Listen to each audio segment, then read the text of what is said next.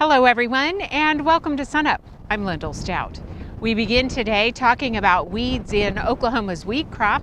We're joined today by Misha Manuchehri, our extension weed specialist. And Misha, why don't we just kind of start off talking about what you're seeing and hearing around the state? Yeah, so for the most part, our wheat crop looks pretty good. We've had some timely rains. For our weeds, they also look pretty good depending on what kind of weed management plans, if any, that we've implemented. But we're starting to get a little late to make some kind of chemical control application, and so maybe a good time to assess if you are going to go out, whether it's worth the investment or not. So if you're trying to weigh those options, what's the criteria?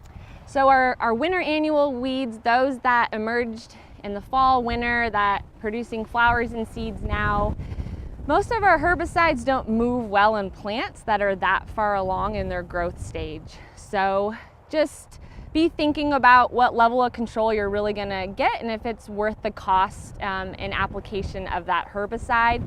We're starting to see our spring, summer annual weeds come up. There are some things that we can do, but we have application restrictions for some products. So some important timings to think about. Jointing, for the most part, we're past that stage. Now we're looking at flag leaf for some products, and then also right before boot stage.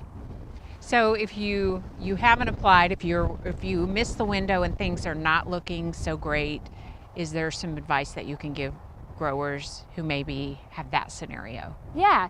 Take note of where your problem fields are. Some of our winter annual grasses are really hard to identify at the seedling stage. So if you have that plant that's headed out, it has a flower, a seed on it, now would be a great time to identify it. It's the easiest time to ID plants. Send it to us, send it to an extension educator. Let's find out what it is. So next year when it's this small, we know what it is and we can implement a plan.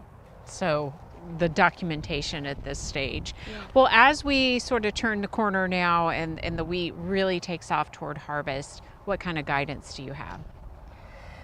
At this point, you probably have most of your applications out, so we're hoping for some weather that's favorable and getting in the field and hopefully having a successful harvest. And then again, just scouting fields, taking good documentation, and maybe if we weren't as timely as we wanted to be this year, planning for next year. And speaking of planning, I know a lot of folks are kind of laying out the plans for summer crops. Yes. And it's time now to get ahead for those summer weeds. Yes.